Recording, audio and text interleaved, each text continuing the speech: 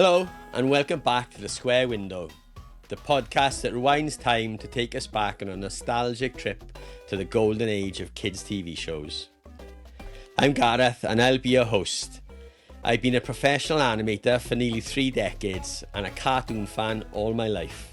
I 100% attribute my love of TV as a kid to my career path as an adult, and I want to share my passion for these shows with as wide an audience as possible. My guest this episode is Tania Vincent. Tania's been an animator for 17 years and recently moved into screenwriting and directing. She's currently a director at Cosmic Dino Studios in Brisbane, Australia. Her debut animated feature that she wrote and directed was called The Sloth Lane, and it had its world premiere at the prestigious Annecy Animation Festival in 2025. Most recently, she's been writing her new sci-fi feature and working as head of animation on the new Bluey movie for Disney. I was fortunate to be a part of the team that taught Tania animation at university in South Wales, and I'm supremely confident that she's going to win a Best Animated Feature Oscar one day soon. Tania's choice of show today is Muppet Babies, the classic American series from Jim Henson Productions. So join us as we take a trip through the Square Window.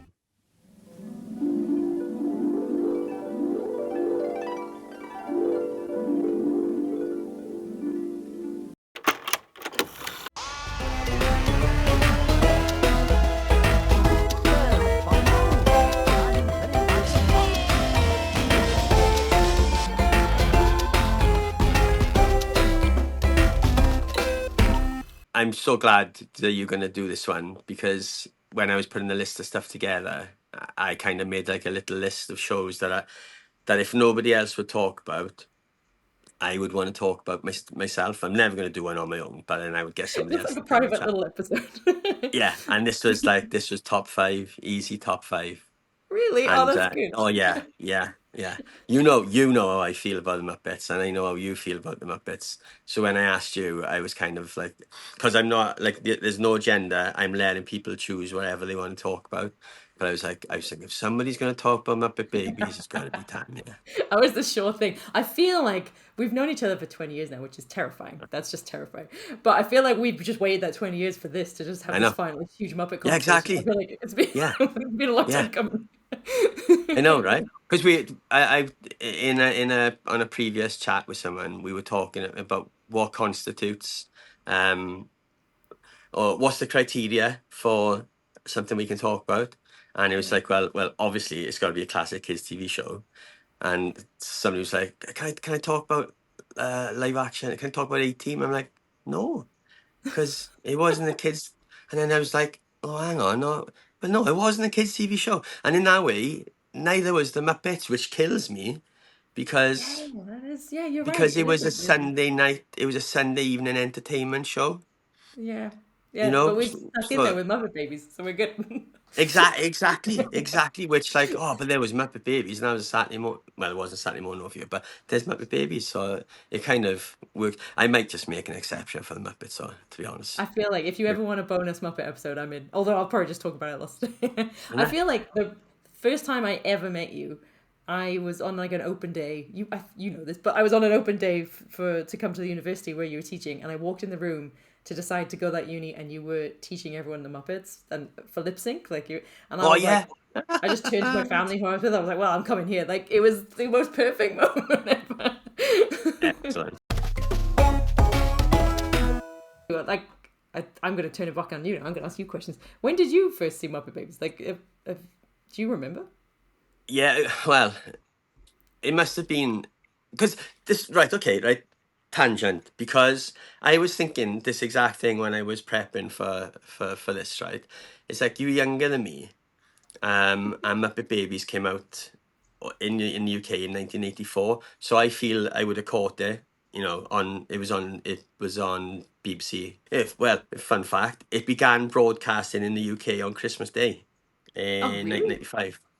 See, I don't have any of these facts. This is coming off the internet. I don't feel like I can trust the internet so much these days, but that feels like something Muppet Babies would do. But in America it was 1984 and over here 85, so I would have been 7, 7 or 8, Favorite and days. being a Muppet fan, it was right up my thing. Plus, in the trailers and episodes come in, they were showing clips from Star Wars in there as well. So Yeah. this was like metatextually cross pollination, and this was me. This was me. Muppets and Star Wars. Holy shit! So it's like, yeah, I know I started watching it from the start, and I really, I loved it. But when did you catch it then? Because you would have been really young.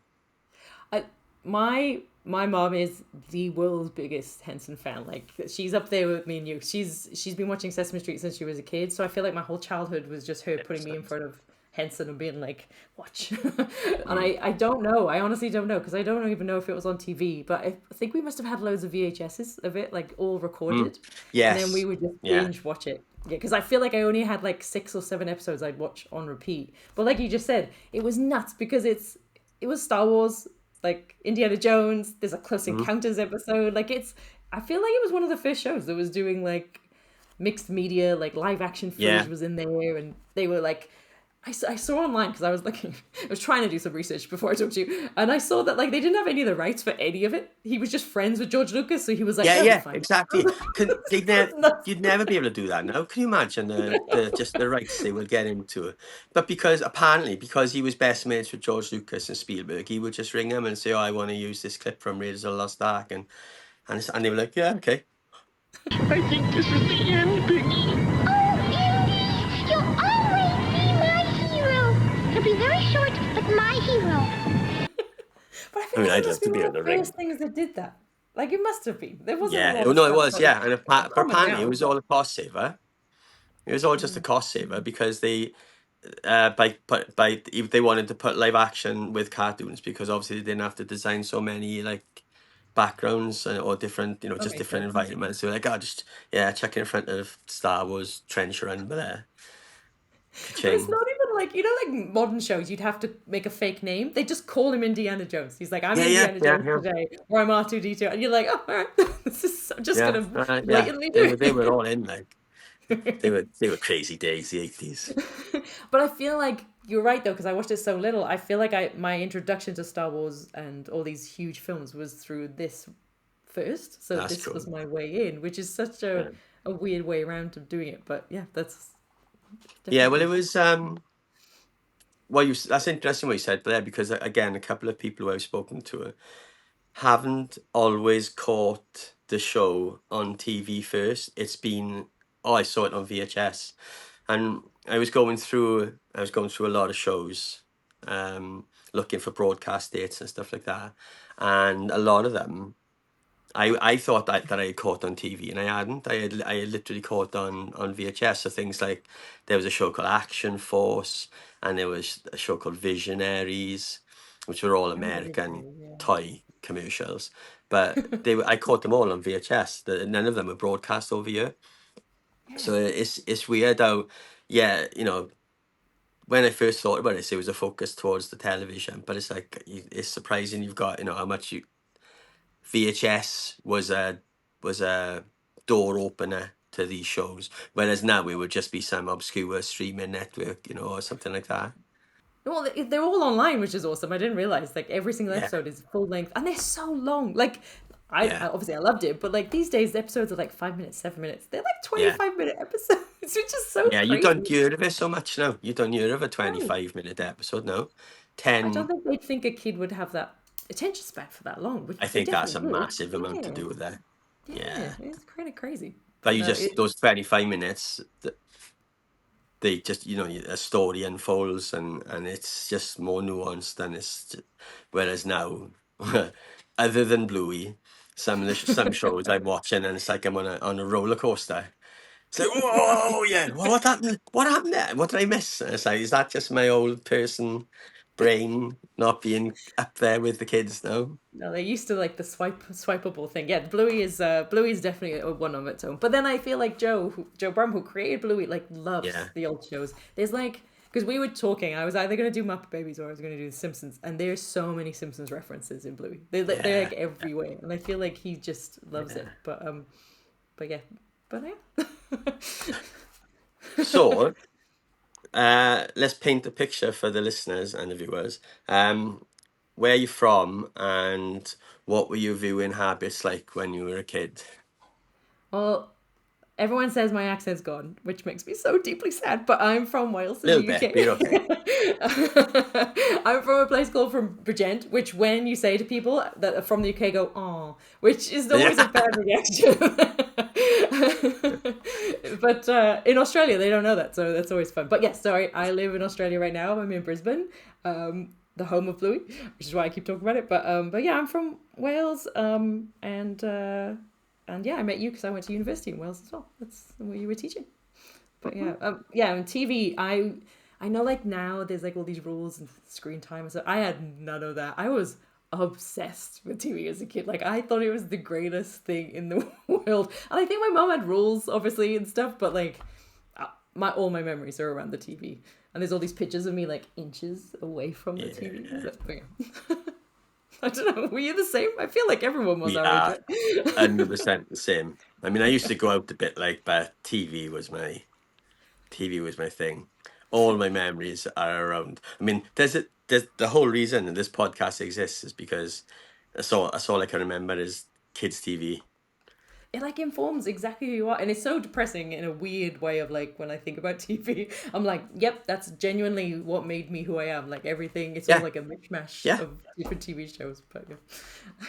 yeah. No, I personally don't see anything wrong with that. I think I'm completely happy with that box having informed my life. I mean, if it wasn't for that, I wouldn't be doing what I do now. And I suspect that your career, was kickstarted by what you were watching as a kid, Yeah, and I'm one informed of those your like path. lame animators that like I know the exact like moment, like 'cause my mum has like a video of it somewhere, but it's like I was watching Sesame Street, which I would watch religiously every single day. And then they had like and I thought I had gone nuts, but I found out it was true that I watched Luxo Junior, the Pixar lamp did like a Yeah, short and it was like teaching up and down. And for years I would say I watched Luxo Junior on Sesame Street and everyone was like, "No, you didn't," like, but it did. They did these yeah, special little ones for Sesame Street. yeah, And I remember being like obsessed as a kid. Like it was like my kid brain knew it was different because it was yeah. computer animation. And then my mom explained to me what it was. And yeah, so from there, like I decided to become an animator. Just, yep, a very forward-thinking 5-year-old, I think. Yeah, no, I mean, my path is almost exactly the same. It is exactly the same. I learned to draw because of the Muppets, Yeah.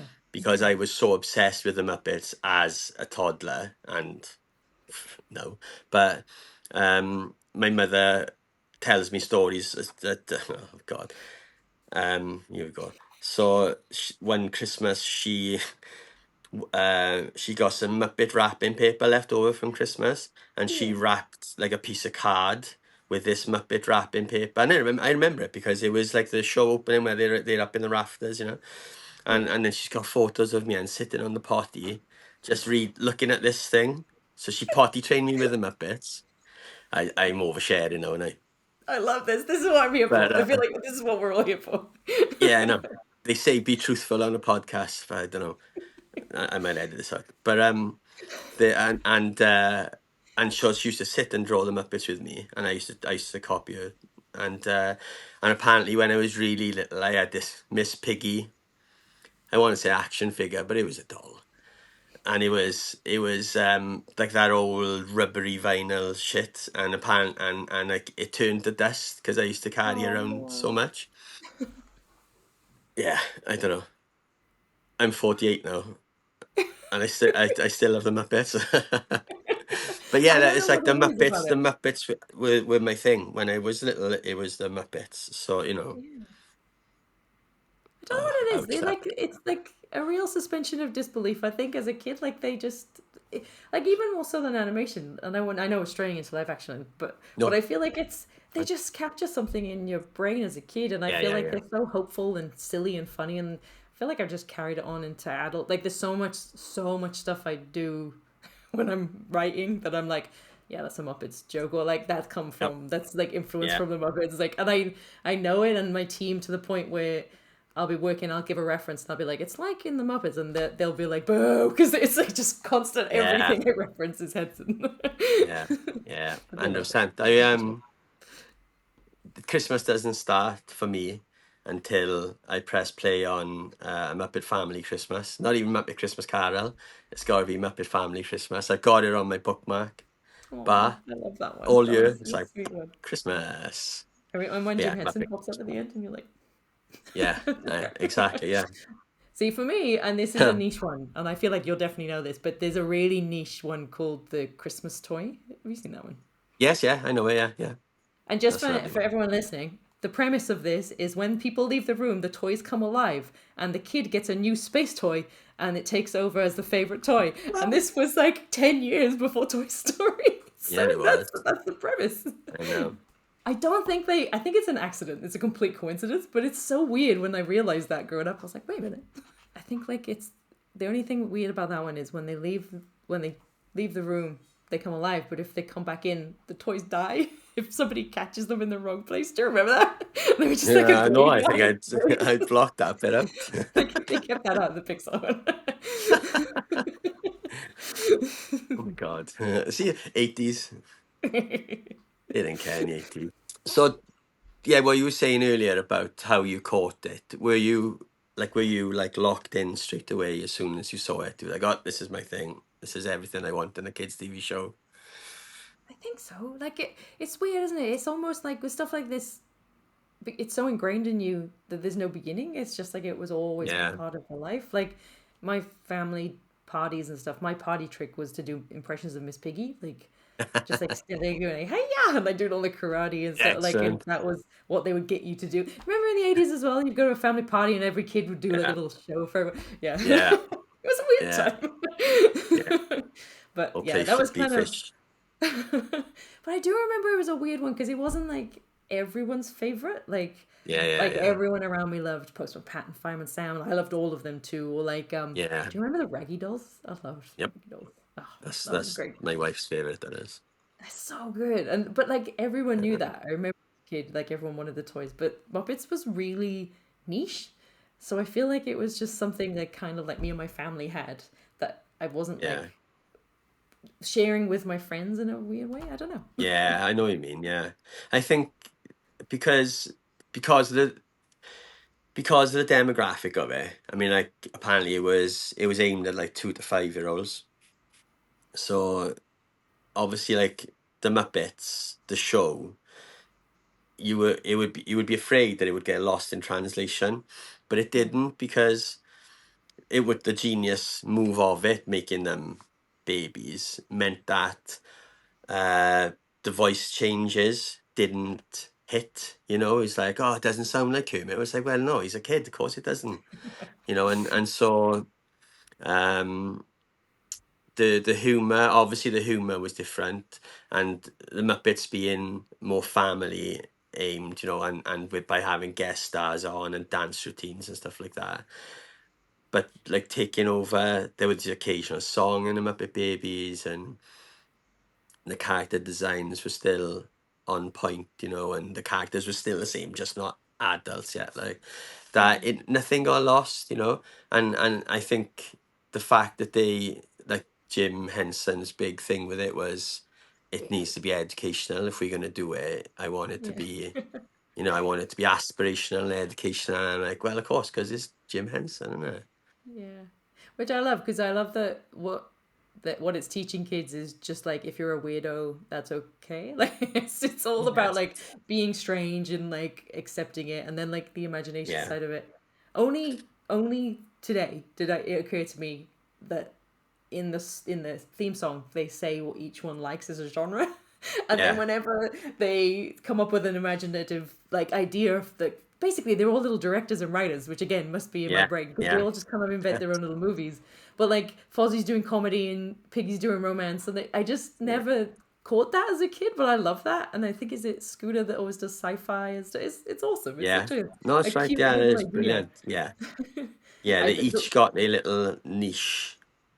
Yeah, it's a really unique idea. Like I've not seen it pushed that far really. It's almost, to be honest, it's almost the opposite of Blue, because Blue is the imagination and you don't see any of it, and this was Yes. imagination to like the nth degree. It was cool. Yeah. Yeah. You see the play, but not actually what's in there. And yeah, no, that's really nice.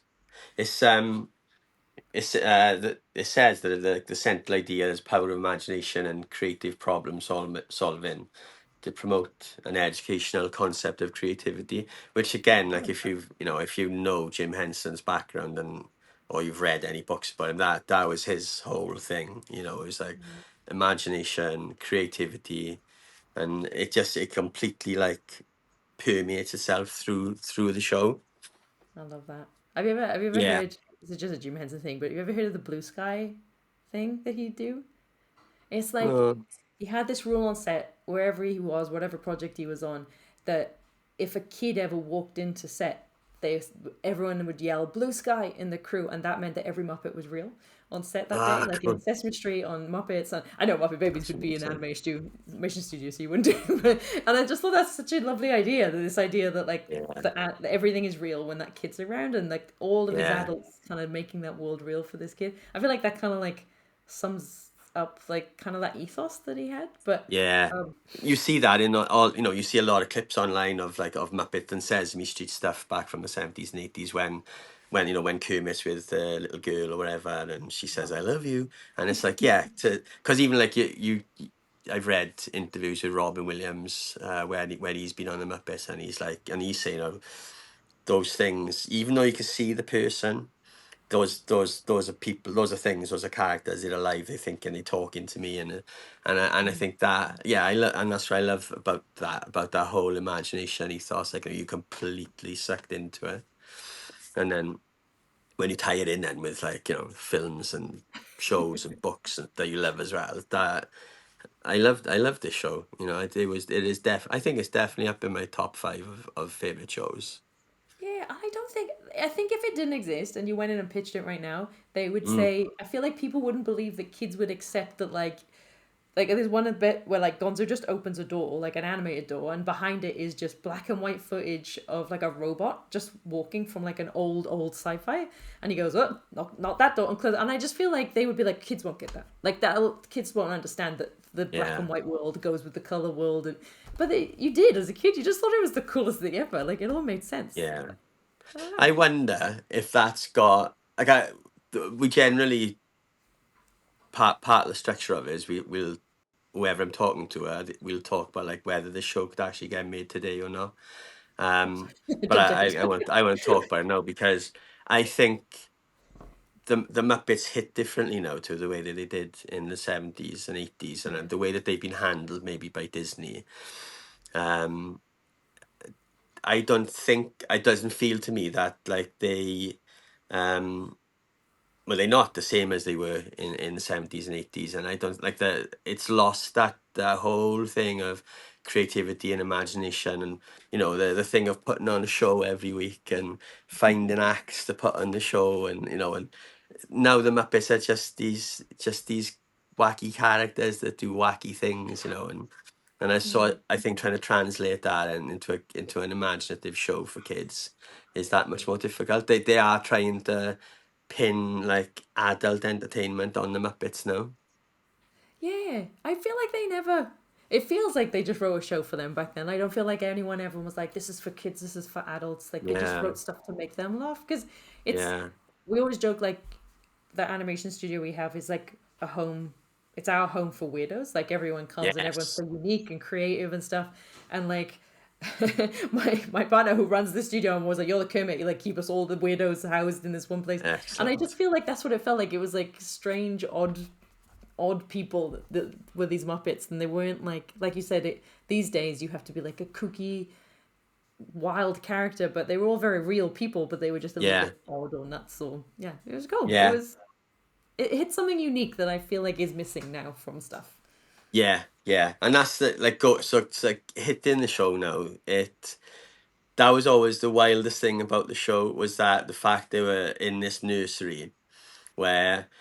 So are they all related, or are they all just like? So they just, their parents have brought them to this nursery run by this Like matriarchal nanny that you never saw. You never saw her head. You only ever saw the green and white striped stockings. Um, and obviously that was their thing. Let's go to the nursery and play. And so yeah, so that was always the thing that stuck out at first. Was like, oh, they were all friends before they started the show together. Yeah. I think we're about to say the same thing. Like, how nuts is it that the whole show comes from like one scene in Muppets Take Yes. Manhattan, which like Yes. apparently because I was reading like I love that movie. Like I love that movie so much. That one Yeah. scene, everyone was so captured by it that they made the show, which is so nuts to me that like a joke, a spin-off joke became like a whole series. I'll be the cutest model you ever saw. And then I think I'll study criminal law. And I'm gonna make the school without you. And I'm gonna always love you. So what I know about that, right, is that like 2 or 3 years prior to it, Henson and his company had started thinking of the idea of the Muppets as babies, right? And Henson wasn't completely sold on it because he thought it was playing to too young a demographic, like the Saturday morning kids club that they had been trying to escape.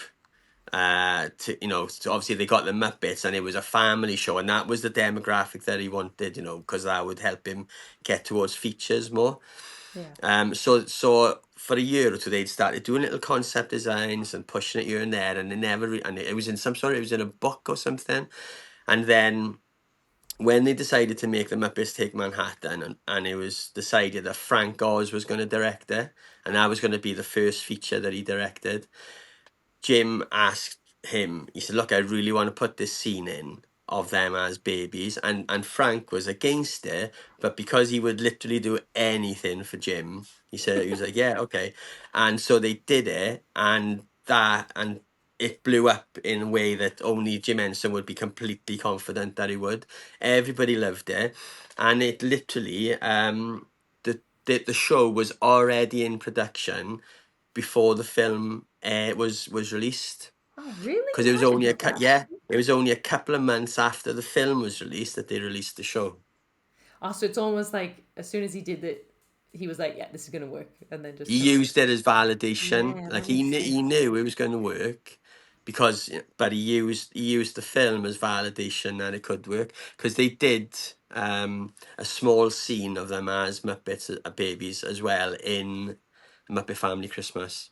Yeah, they do the little Christmas thing. It's so cute. Yeah, There's yeah. something so funny. Like again, like I feel like this idea of like they had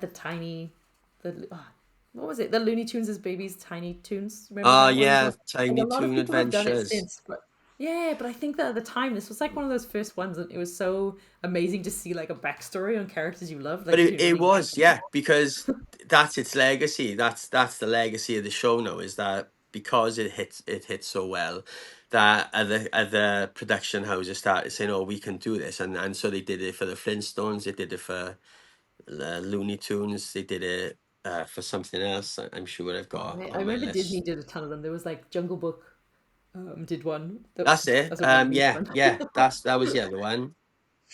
It was oh yeah, a pup named Scooby Doo, Flintstone Kids, Tom and Jerry Kids, Jungle Cubs, and Yeah, Tiny that's what Toon it's called. Adventures. Yeah, Man. yeah. Yeah, I had Like you Jungle can Cubs on imagine, VHS. can't you?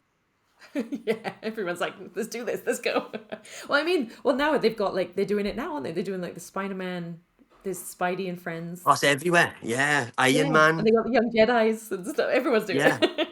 yeah. Because it freaks me out, man. If you're on Disney Plus and you see like Spider-Man and His Amazing Friends, and it's like, that's not the Spider-Man and His Amazing Friends I remember. Where's Firestar? Yeah, Hulk wasn't in there.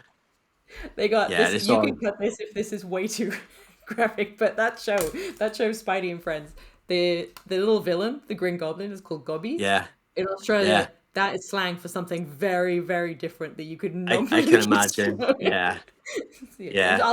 it funny as well to work in animation? Like as a kid, you Super. love all these shows, and then you grow up and you realize all the people that work on these shows are like, like everyone's swearing, everyone's like in the Yeah, pub, like it's like yeah. the biggest bunch of nerds ever. It's so good. Yeah, yeah, yeah. You hear all these stories of Milk Carl, but that he was like slightly like overly highly strung and like to Screaming shout at at people. people. But for some reason, because it was 1930s, you never think, oh, was he going for gold with the swearing or not? Because I tend not. I tend to. I was gonna say you just reminded me like of the wildest character. One of the wildest characters in Muppet Babies is just Animal, and making him an actual baby that just like goes and goes and just goes like crazy all the time. It's kind of genius because Animal doesn't talk anyway as an adult. Like I Yeah. feel like the person that came up with that in the writers' room was like, guys, I've got a great idea. Yeah, I know. That's a really good point, actually. Like, how do you sit? So you're in the writers' room, right? We're going to make the show Muppet Babies. Who are we going to include? Who are we bringing into this? You know what I mean? It's like, oh well, I mean, Kermit and Piggy, obviously, Fozzie, Garu, and then after that, then you kind of go like, oh, I don't know, because there's so many cool characters, Yeah, but they seem to have found the right fit with the ones that they chose, and then Yeah. and obviously like bringing in Skeeter. yeah. Who I loved. Yeah, I loved her as a kid because yeah, I yeah, knew she wasn't a real Muppet, and I thought that was really cool. I was like, oh, that's not true. I remember there was a period where I hated her because she wasn't a real Muppet, and then as I got older, I was like, oh, this is cool. It's like a secret Muppet that only I know. yeah, yeah, It's yeah. really weird. Bonus Muppet. Yeah. And then I don't know if you've seen the new one, like the CG Yeah, one, which is very different, so it's not really the same thing. But like they've got yeah, like Rizzo in there, and they've got like all yeah. the like, Well, they got everyone, haven't they? They've got like yeah. Sam the Eagle, and and yeah, they quite liberal with who they bring in. Whereas with this, I think it was, which I don't know, man. Uncle Waldorf and Uncle Statler. Oh, that was a bit weird.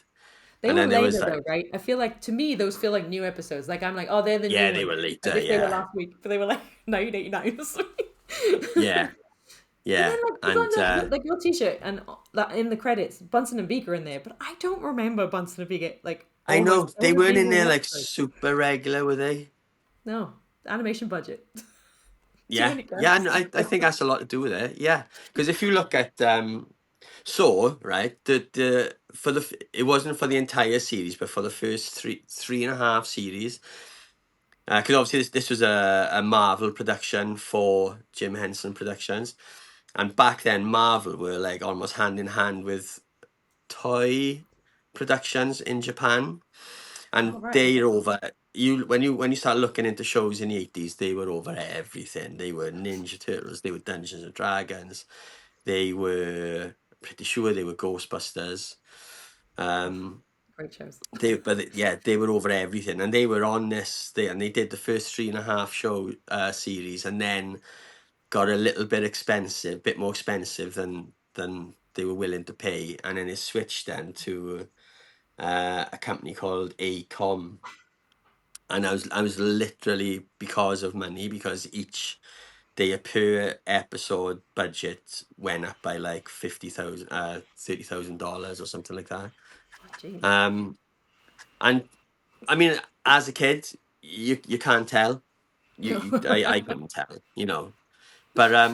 but now, like, Dungeons and Dragons was a particular one, because rewatching that, there's not a consistency between episodes. Like, some of the episodes are a bit blocky, and some of the episodes are quite smooth, and Okay. apparently that's because they gave it a low priority in the company, and they give it to juniors and the sort of Oh weaker wow, that's kind teams. of cool.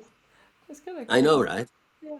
But this was I a love that though. priority. I love when you see the animation not being as good as it should, like back in the day Yeah, on stuff. Like you watch it and you're like, yeah, yeah. I But feel the again, same way once. yeah, The I think it was on He-Man. Or yeah, was it He-Man or Thundercats? All of the staff were really annoyed you couldn't show violence and stuff, and they were so yeah, sick of drawing people like falling into mud 20 miles away every time someone got thrown or something.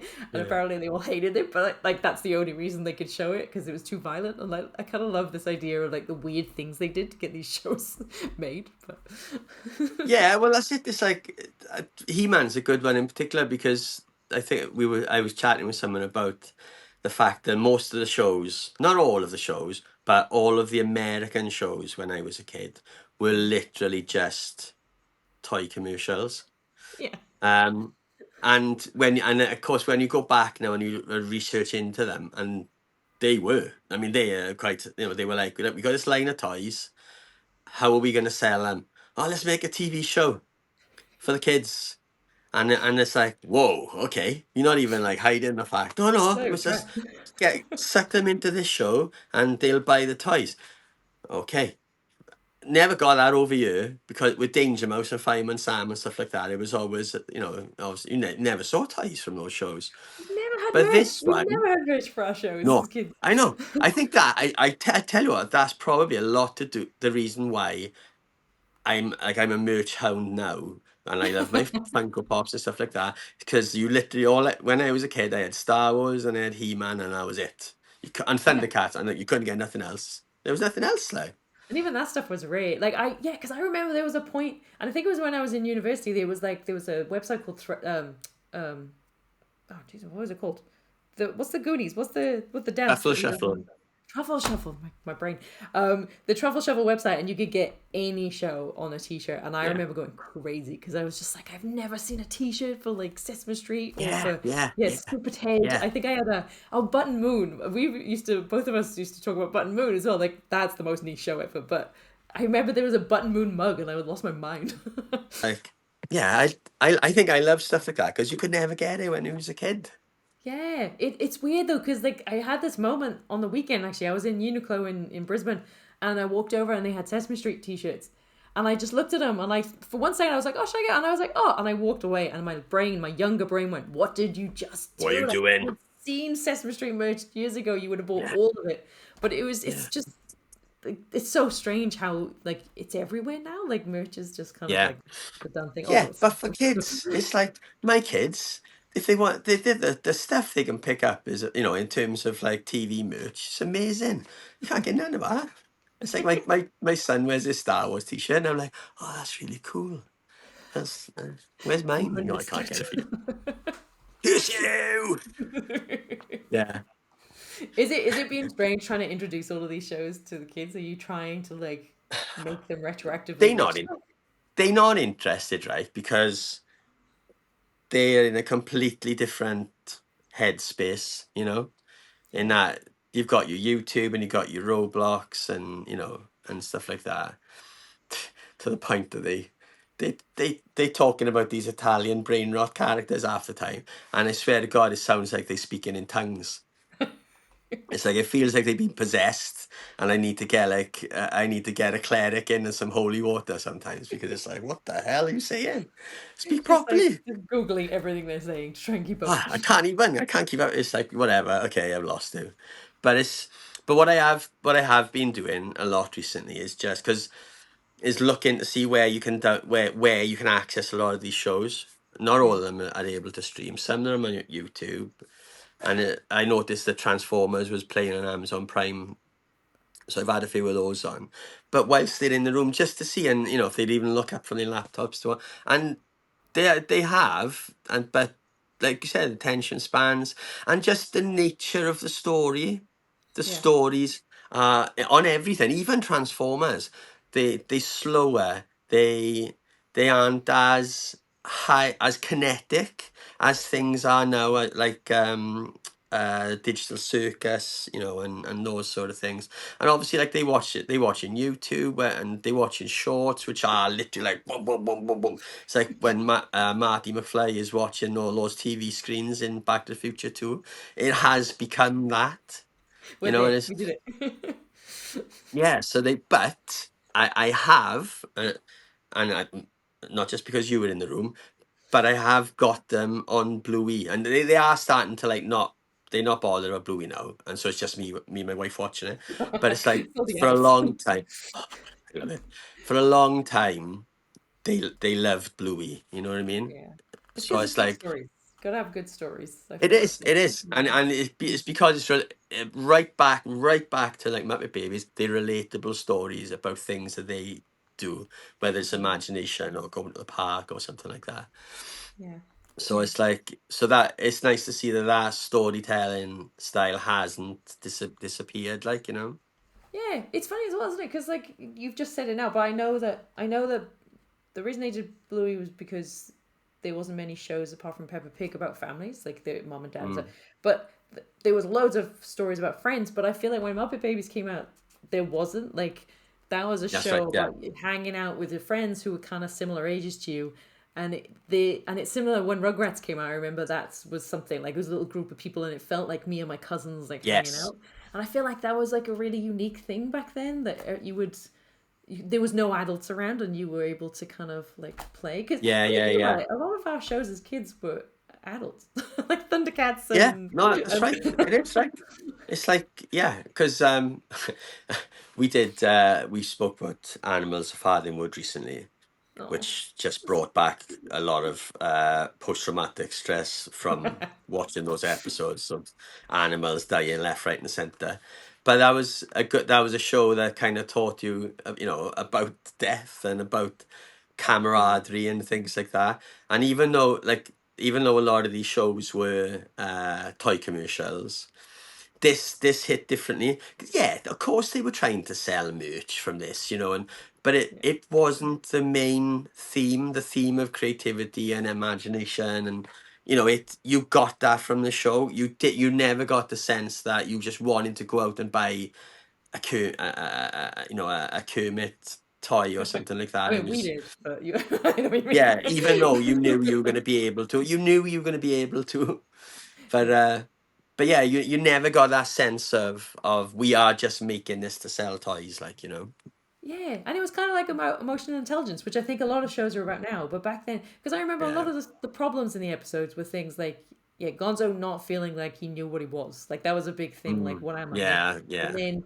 Fozzie feeling like he wasn't funny and everyone was making fun of him for it and stuff. And like that kind of, or like I remember Scooter was a loser because he was a nerd and everyone would make. But yeah, they somehow did that without them being picked on. It was just like their own insecurities that were then like yeah, taught through imagination, which is really yeah, kind of like modern. Like it's yeah, aged really well. I'd say. Like I was surprised watching it today. I was like, wow, it's this could definitely yeah. exist No, now.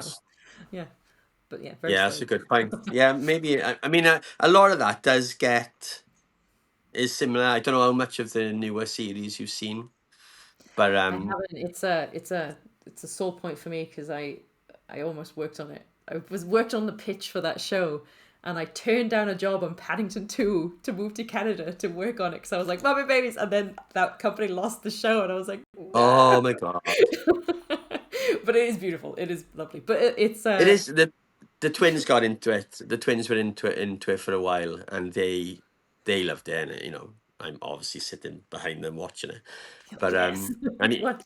yeah, yeah. I was like, oh, it's not the same, but it's still the same. It's good. And because they were massively into Halloween stuff for a while, and there was always a Halloween episode that they just loved to watch. And but yeah, I didn't dislike it. It just didn't hit quite the same as the original show. They can't do all of the Star Wars footage and the Marvel Yeah, oh, there footage. was, yeah, none of that. Yeah, exactly. Yeah, which proves our point from earlier, isn't it? Is that I don't think you could, even though it's a Disney show. There's so many rights differences now that I don't think they could if they wanted to. Can you imagine trying to pitch to Disney right now? Okay, so we got this scene, and these 2-year-olds are getting shot at by blasters. Like, I feel like they would be like, no, it doesn't matter even if you have the rights. Like, you can't have Oh, that kind of violence. But that was the best bit. That was yeah. like, the Muppet Babies were gonna die. No, you're right, Di. Yeah. No, you're like, we're gonna hang from an airplane, even though it's imagination. We're gonna hang these six kids, 2-year-olds an airplane, and then they're gonna drop into the scene from Indiana Jones. It's like, put your Temple money of Doom. away. Yeah. No, I was looking at the voice cast and trying to pick out because like a underlying theme of everything at the moment with the American shows is how small the voice pool was back in those days. So like a lot of you come across a lot of similar names, and there's not that many on this one actually, but there's the main one that stands out, who we are crowning as American voice royalty, is Frank Welker, because he's been in, I think, in literally every episode of an American show that I've spoken about so far, Is he Kermit? Is and he always plays like 24 different characters. But in this, he's Kermit, Yeah. Beaker, and then after season 3 until the end, he plays Skeeter as well. And Which is then nuts. yeah, I know, it's crazy. And They then still do that the now, other though. one Like that there's one stands out. guy. Like there's Say it one guy again, that does sorry. Bugs in America right now. It's still the same. There's one guy that does Bugs Bunny, Daffy Duck, like Porky Pig. He does all of them, even to this day, which is kind of nuts.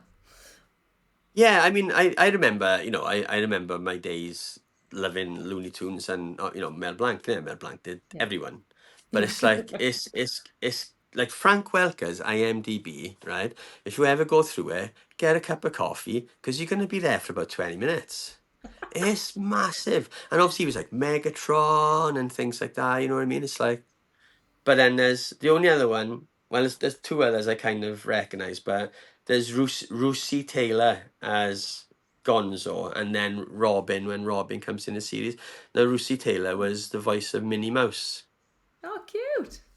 Yeah, yeah. And then later on in the series, then from 3 to 8, a guy called Dave Coulier, who, off the top of my head, I can't remember now, but I think he was Dungeons and Dragons recently, but I remember his name from that, and he does Animal, Bunsen, Janice when she comes in, and Uncle Statler and Waldorf. But then what's funny is a lot of these voice actors and actresses all have Camilla credited. So whether it was like a running gag that they'd all like do chicken noises or whatever. It's amazing. I love that. We haven't even spoke about the fact that in this cartoon, Gonzo isn't madly in love with the chicken. Like that's I just know, part of the right? show. It's like inclusivity and diversity in the 80s. Who'd have thought? And But bestiality. it's the one that I was reading about was Katie. There's a actress called Katie Lee, and she did Rolf, and she apparently she got the job because she did where everybody was asked to baby down the voices. She just did such a good impression of Rolf that they never even attempted to baby him down. He just sounds like he does in the films. Which I kind of love. It makes sense. Yeah, exactly. Yeah, This and deep then voice Barbara flute Billingsley playing. was Nanny. Oh, Nanny's such a good character. I think it's so I know. smart to have a human, but you never see her as well. It's like it's kind of genius. Nanny? What is it, Kermit? It's lunchtime. You all must be starving. I think they had a specific reason never to show her head, was that you only saw the legs, and because that's how the babies would see her. Like Oh, that's such a she's sweet so tall reason. that yeah, it's like such Yeah. everything was thought about from the child's perspective. I Which love again that. is Henson, isn't it? It's like Yeah. I just realized that your so. background is the tights on your t-shirt. Yes. Well, yeah, I know, right? I was like, oh, I admit, honestly, I've gone too deep with all this. Right. So, did you know? Because I did not know this, right? And there's probably a reason why. So, at a brief point in the second season, there was a program became Muppets, Babies, and Monsters. Did you know that? Because I didn't know this. No. And there was a whole other show, right, called Jim Henson's Little Muppet Monsters. Like an animated one? It was a mixture, right? It was a mixture of live action and animation, where the Muppets are animated, but as they are as adults in the show. But it mixes with some little monsters, little baby Yeah. monsters, and they would do like the sketches and stuff. But it was a hybrid of both, right? No, I never heard of this. I never seen any of this, right, until I I did a think deep I've dive seen on some of the YouTube. creepy adult Muppet animation, and it's for some reason as babies fine, as adults terrifying. It's like Yeah, they do uncanny not they valley. do not translate into animation as the adult characters, No, because you're and not used to seeing apparently, their legs. You don't want to see their legs. yeah, yeah, you don't see well, That Kermit one never had shot in the legs movie. until the film. Yeah, and still I see that scene of him on the bike in Muppets Take Manhattan. It blows my way when you see Kermit's legs. It's like, what the fuck? So it's like it. Yeah, featured live action puppets and cartoons of the adult Muppet characters. And in America, they made 18 episodes, but they only screened 3 Oh because no. Jim didn't like he just didn't like the quality of it and pulled it. And so it was an hour-long show where they'd show half hour of the babies and then half hour of the monsters bit, and then it just went to an hour of the babies just to keep people quiet. Imagine being in that meeting. Imagine doing all that work and then I know, right? imagine. And But I you bet can he wasn't find it. angry. He was just disappointed. Yeah, yeah, He yeah. was- he was Yeah, I like, can imagine. Yeah. Just that look in his face. It you can find it online. You can find bits of it on YouTube and things like that. But you can completely see it didn't have any of the charm of Muppet Babies or Fraggle Rock, which I think it was trying to be like a combination of Muppet Babies and Fraggle Rock, and completely failed. We haven't even talked about Fraggle Rock. I know it's live action, That's a but just future episode, surely. yeah. It has to be, right? I feel That like would, you're fine for these. Like they cross over yeah. to the animated world, I feel like. Yeah, well, that's it. I mean, there was the Fraggle Rock puppet show, and then there's the Fraggle Rock cartoon as well. But Yeah. surely that's a future episode for us. So Yes. Oh man, that show. universal acclaim. It won 4 consecutive awards for outstanding animated program and a Humanitas prize as well. And it ran. I do have notes, but it ran for 8 seasons. 8. 8 seasons. Yeah, I know. I don't think I would have Routine is made it like the through one all we 8. watched. This is the problem with VHS. I feel like I genuinely probably only seen like a season of this show I love. I reckon I've seen about 6 of these if I really think about it. It's the Star Wars one on repeat. Yeah, that one, the Indiana Jones one. But yeah, but I mean, the Muppet Babies are, even now, it's like in terms of merchandise and franchising and stuff like that, they still making money out of it, and I would say probably now more than ever with like we said, with t-shirts and Disney have it, and so like you can obviously like they play down to the toddler clothing markets and all that sort of stuff where I bet they still making money out of Muppet Babies, old school one. I mean, I didn't, like we were talking about, there was no merch in the UK, but I had Muppet Baby merch, and I feel like people must have gone to America on holidays and brought it back for my mum or something, because I had Muppet Baby bed sheets. Like I remember seeing pictures of it, and also like the little toys, like plastic toys, like you're saying, and then like cuddly toys. Like I must have had like the most merch of any show was Muppet Babies stuff that I had in my house.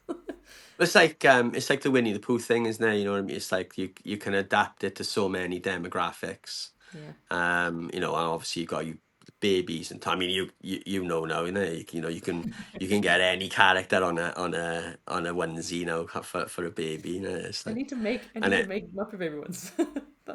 get on it, get a cricket, job done. Just make it look like Not like you Kermit's haven't got body. much time. No, it is a lovely show. I'm glad it's on YouTube though. Like you've awoken my like love of the show. I'm gonna show it all to my Good. little girl. She's whether she likes it or not, she's now gonna be the next Muppet fan. And I keep waiting. I just keep waiting for them to make that comeback that like finally clicks. It has to happen. Have you heard the talk about what they want to do with Sabrina Carpenter? Yeah, the Seth Rogen one. Is that right? Yeah, there's they're trying to make a backdoor pilot for a new show that resembles the old show of them putting on a show, and so Yeah, I they saw make an it a image, pilot. like the mug that said Kermit on it and stuff, and I was like, "Is this real?" It was badly timed news. It came out. Yeah, I know, right? Yeah, I really Like, shouldn't have that's the one, cancelled like, my no Disney show, but Plus. we've got another one. Yeah. Bad on Disney's part, but you can cut that. So, how, like I know we spoke about earlier, but how big an impact was this on your career path then? So, Yeah, it's weird, isn't it? Because I don't think you know it until you look back on it, but I don't know if it's like my brain loved stories and movies and everything, so it clung on to Muppet Babies, or it informed me and made me love it. But yeah, I think like the meta-ness of it, I love putting that on my work now. Like in the film I just did, like there's these big mascot characters that can't speak. They're just these big googly eyes, and then there's someone inside them just being like, remember the whole time. And they were just such Muppet characters, and every movement I would do with the animators, I'd be like, their arms have to swing like this, and that comedy timing was so good with the Muppets and the Muppet Babies that I think like all of that has kind of like informed my brain in my career, definitely. But I just feel like it's just as a person, like it's just a hopeful show. Like I feel like it made you want to just I don't know. Do you know what sums it up is when this is not Muppet Babies, but when I came home from the hospital after having my baby in Australia, if it's all gone well, they send you home really early, really quick. So I came home 6 hours after having her. Oh, okay. So they get you out quick because like being in the hospital is stressful. So they like get home. So I was home. My husband to be is like gone to sleep. The baby's asleep in my arms, and I'm sat there and I'm so wired and I'm so like in love, and I'm just like, what do I do? Like I can't sleep right now. So I went up to Disney Plus to buy Muppets in Manhattan, and they didn't have it. So I just bought it. It's like a one movie I've ever bought on Google. And I just sat there and I watched Muppets Take Manhattan with my newborn, and it's like the first movie we watched together.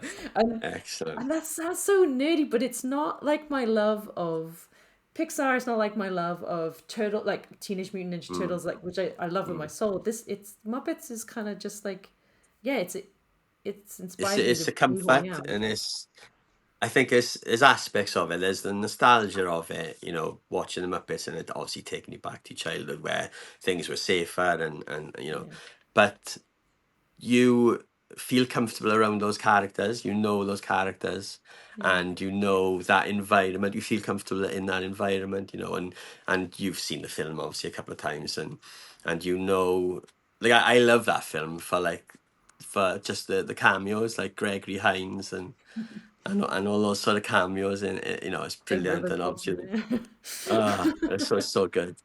But it's just it's like a comfort food, but visually and emotionally, like it's like a comfort blanket, isn't it? You know, and so I completely get that, you know. Like I'm finding now that I don't watch new things as much as I used to, you know. It's like I just go back to watching things that I know I like and I'm comfortable around, and even though sometimes it's just for ambience, you know, it's just on, but you're doing something else, like, you know. But yeah, I totally get that. There's nothing wrong with that at all. So where now, like theme tunes, right? This is a classic. This is an absolute classic, right? Where would this sit if you had the top 3 of favorite theme tunes from your childhood? Is this in there? Do you know it's awful to have this whole episode about this, but I don't think it would be. Like it'd be in That's absolutely 10, fine. be in the 10, but it would probably make the 3. Yeah. Fraggle Rock though, Fraggle Rock's in there. Like Fraggle Rock's in the 3. I love that as a universal one as well. Like you can just, everyone has to do it. Like when you sing it. What else would be in there? And then I was such a Disney kid because we didn't. I think this will be the same for a lot of people, but we didn't have any of the paid for channels. So wasn't a Nickelodeon kid or a Cartoon Network kid. Yeah, sure. Until I got much older, like I had the free channel. So the free stuff on Saturday morning was the Disney stuff. So for me, it's like Gummy Bears and DuckTales. I feel like those sort of theme tunes live rent free in my brain forever, I think. Yeah. Gummy bears bouncing here and there and everywhere. There's a special mention. Do you remember Bucky O'Hare? Bucky! Captain Bucky O'Hare! The greatest theme song of all time. It was my brother's generation, but that theme song was so good. It's like hard rock guitar. But yeah, that's a classic because it's, for me, not many people remember it, but there was a show called Jason and the Wheeled Warriors, and classic. It wasn't brilliant, but it was a good show. But the theme tune in that sort of thing, it was a banger.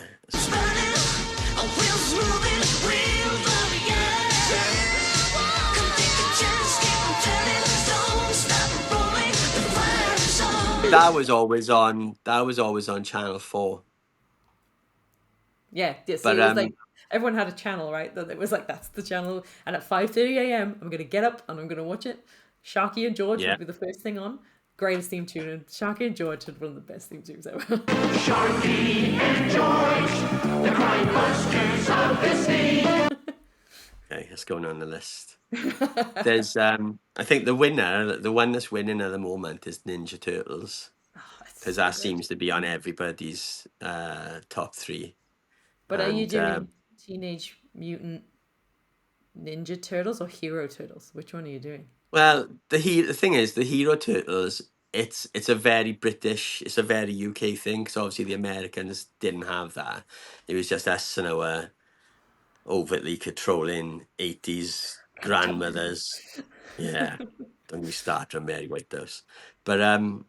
But yeah, so yeah, it's always going to be Ninja Turtles, isn't it? Because they butchered that for the British, but just by they might as well have just had somebody go say the word hero every time they said ninja, but they Hero. just cut it out and added something. It's like, come on, cut out all the bits of the nunchucks. But yeah, Jason Wheel Warriors, the Disney one for sure, because that was our weekend mornings. Yeah. And even though, like I said, I'm a little bit older than you, they still hit, because they would you were around in the morning and they were there, Yeah, because it was but Gummy Bears and DuckTales, and then also Rescue Rangers. I loved Rescue Rangers. That was such a good one. classics. Yeah. And Yeah, the new 100%. movie, they did an okay job, I thought. It was like, it's That's not the best that's movie pretty ever. good film. Yeah, I thought they had fun. I was like, somebody who loves this has made this, which is nice. Yeah, that's one of those films a lot of people don't know about, and they just discover it, and then they're like, "Oh, that's really good." There's some gags in there that are proper Muppet gags, Yeah. you, Like, it's you the can Lonely just Island guys, feel right? that humor. Yeah, I think it's the Lonely guys. And that's the funny thing. I feel like, going back to the Muppets, you can see like so many influences. Like Phil Lord, Chris Miller, the guys that do like Cloudy, like love the Muppets. Like Pete Docter from Pixar is obsessed with the Muppets. Like you put Frank Oz yeah. as like you see it just like it litters all the way through different kind of thing. What's the way? I mean, animators still talk about it. It's like they basically socks with ping pong balls fries, and yet you get so much character out of like somebody's finger just moving inside the puppet. It's like if animators. The whole reason of animation is to breathe life into characters, whether they're pencil or plasticine or pixel, and it's like to be able to see someone get that amount of humanity out of what's essentially a glorified sock.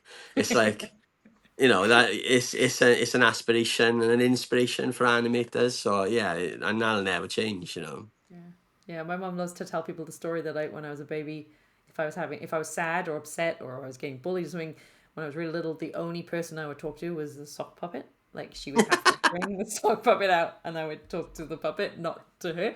And it's so funny because it's a running joke, but now that's actually a technique that therapists use with kids. Like it must just be Yeah, something, that's right. something in our brain. So there's shared that weird fact with you. Yeah, puppets for the win, man. The 80s were now weird. I feel like you should have a drinking game on this podcast that every time you mention the 80s, you have to drink. It's like, Oh no, I'd be no, I wouldn't be able to finish. so do you have any Um, episodes coming up that you're really excited about? all of them. To be honest, so it's funny enough. My kids were asking me this the other day. What's your favorite? And I said, I'm loving them all, because I just get get the real reaction to any kids shows. And in all fairness, they aren't as good. They not as good as you remember. You look at them, and again, I don't know whether that's because of my animators I know, which obviously I kind of wasn't as honed when I was 6, but it's like they they don't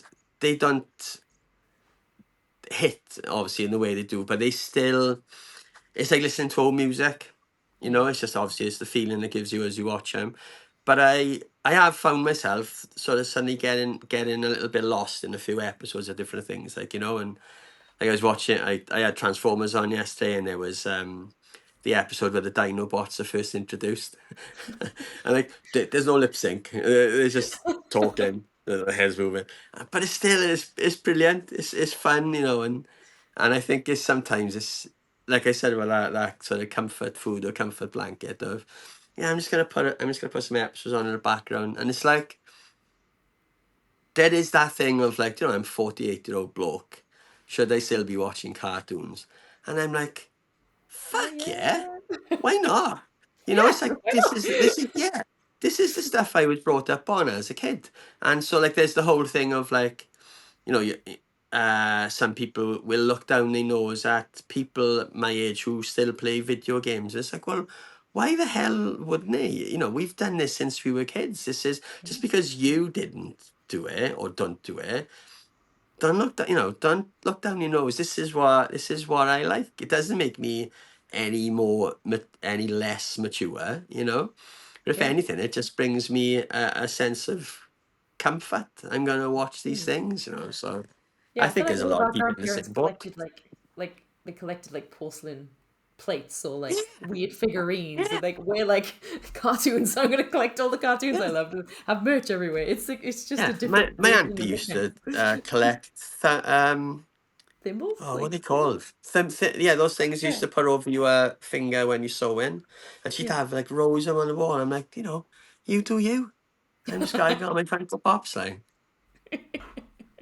That's up to my kids then to get rid of them. My kids will have to deal with that when they're gone. You know. They're great though. They can look at them and be like, "What's this from?" And they'll go and research, and you'll give Yeah, them like yeah, a whole exactly. world Yeah. of characters. What's this shit to my father? What's this shit he's got? Yeah, what's this little green thing? Ah, ask Gemini 6.0. How do you feel about all the remakes coming out of everything? Like, how is that? Is it upsetting to yourself, or are you okay? No, it's like somebody re-recording a musical track, isn't it? It's like you got yours, I got mine. Let's you know, let's just like our things. Some of them hit really well, you know what I mean? Some things when they reboot it, they do a really good job. It's nice when the person cares. You can when they care and they love it. You can feel it. I feel like it's Yeah, exactly. Yeah. I mean, the thing, like, I don't know if you've seen any of the Netflix Masters of the Universe. I saw some She-Ra, which I really liked, but I didn't. I Yeah, haven't that seen the was rest really of it. good. They did such a good job with that. But then Kevin Smith, the Oh yeah, yeah. Clark's and Dogma, but he made I think it was 2 series. It was Master Universe Revelations and Revolutions, and they are really good. They are really good. They aren't, you know, they obviously they've got the lore and the history and the characters, but they, you know, the style is different. The stories telling is really good. They did a really good job with it, you know. And it's like I know the film is coming out, and I'm kind of looking forward to it, you know. Yeah, Evil Lynn is Alison Brie, and I loved Evil Lynn. Like she was my favorite. Yeah. Wasn't Although we are seeing a recurring theme on the podcast of anti Michael Bayism, where he's like, you Makes know, sense. stay, Fair. stay the fuck away from the Muppets, dude, because you've already ruined the Ninja Turtles and the Transformers. It will be coming for you if you go near the Muppets. Seth Rogen can have him. I trust him. I trust Seth. He can have him. Yeah. Couldn't have asked for a better fit there.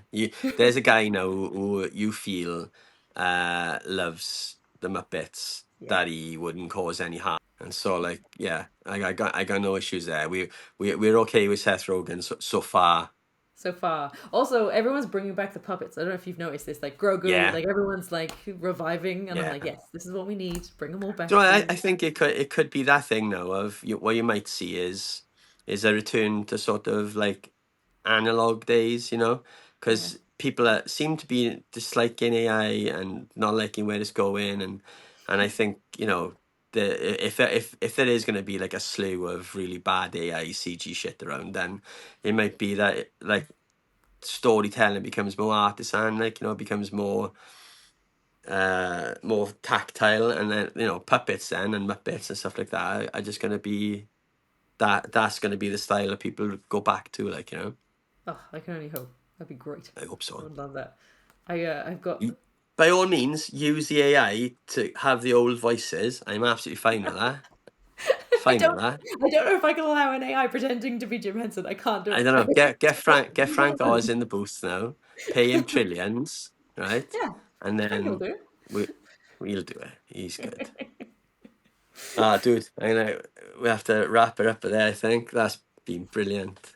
Thank you so much. Thank you for just letting me talk to Jim Henson for I know. And that's all for today's trip down memory lane. I hope you enjoyed it. massive thanks to Tania for guesting and to you for joining us. Don't forget, if you enjoyed today's show, hit that follow or subscribe button so you never miss an episode. We've got more nostalgia, fun facts and deep dives coming your way every week. And if you could leave us a rating, if you're listening on Spotify, that'd be very much appreciated. Please come and join the Facebook community group where I add additional content and further info on the shows we talk about. Links will be in the show description. So until next time, take care and I'll catch you on the next trip through the square window.